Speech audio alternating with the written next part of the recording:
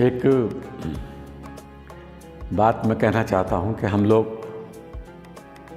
سبھی قرآن پڑھتے ہیں اور اس کے ترجمے سے ہی پڑھتے ہیں اس کو، لیکن پھر بھی اس کو صحیح سمجھ نہیں پاتے۔ بہت کم لوگ ہیں جو قرآن کو اس طرح سے سمجھتے ہیں جس طرح سے اللہ نے اس کو ریویل کیا ہے۔ تو اس کے لیے ضروری ہے کہ آپ ماڈرن سائنس کو جانیں، ایجوکیشن کو جانیں، ہسٹری کو جانیں اور خدا کو اپنا ٹیچر بنائیں۔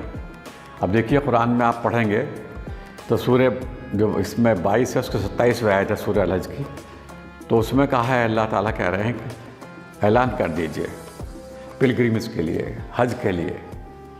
تو اس میں اعلان میں یہ کہا گیا ہے کہ آپ اپنے دبلے پتلے اونٹوں روٹنی پر پیدل چلے آؤ۔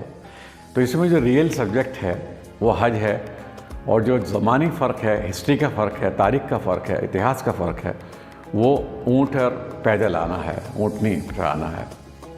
تو لوگوں نے کسی نے نہیں معلوم کیا، کسی عالم سے، نہ رسول پاک صلی اللہ علیہ وسلم نے بتایا، نہ صحابہ نے بتایا کہ ہمارے بعد میں لوگ ہوائی جہاز سے آئیں گے۔ سب ہوائی جہاز سے جانے لگے، پانی کے جہاز سے جانے لگے۔ تو جیسے ہم نے اس کو کیا، ایسے ہی ہسٹری کے زمانے کے فرق سے ہمیں قرآن کی ہر آیت کو سمجھنا ہے، ہر آیت کو انکلکیٹ کرنا ہے۔ مثال کے طور پہ جیسے جہاد بن قتال ہے، بالقتال جو ہے اس زمانے کے لیے تھا چونکہ ان سویلائز زمانہ تھا۔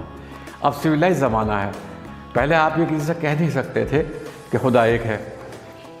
تو جو بادشاہ کا راج ہوتا تھا، بادشاہ کا دین ہوتا تھا، وہ سب کا دین ہوتا تھا۔ اب یہ بات نہیں ہے، اور آہستہ آہستہ ان سویلائز زمانے سے سویلائزیشن کی طرف ہم آ چکے ہیں۔ اب 1945 کی جنگ کے بعد میں، یعنی کہ دوسرے وشو یدھ کے بعد میں، سیکنڈ ورلڈ وار کے بعد میں، تو ہمارا پورا زمانہ UNO بن چکی ہے، اور ایک دوسرے سے وہ سمجھنے کی صلاحیت تمام انسانوں میں ہو گئی ہے۔ کوئی کسی کے کچھ بھی خیالات ہوں دوسرے سے بیان کر سکتا ہے، اب اس کو ہنسا کی، وائلنس کی ضرورت نہیں ہے۔ تو بہت سی آیتیں ہیں، مثال کے طور پہ قرآن میں کہا گیا ہے کہ جب بھی جنگ میں جاؤ تو تیر کمان اپنے ترکش پہ کر لو۔ اب تیر کمان کوئی نہیں کرتا نا، تو اس کا مطلب وہ آیتیں تھوڑی نکال لی جائیں قرآن سے، بلکہ ہمیں ماڈرن ایجوکیشن یا ماڈرن زمانہ جو ایج آف پیس ہے اس کو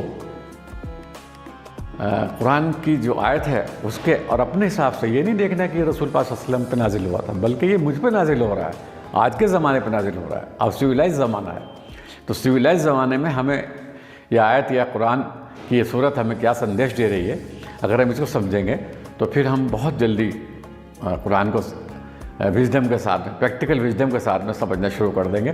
ورنہ تمام دنیا میں جو فساد ہو رہا ہے وہ وہی لوگ کر رہے ہیں جو قرآن کو پڑھ رہے ہیں اور سمجھ نہیں رہے ہیں۔ تو اس لیے قرآن کی جو وزڈم ہے اس تک اگر آپ جائیں گے تو انشاءاللہ آپ کو کسی دقت نہیں آئے گی، تمام دنیا میں امن ہی امن ہوگا۔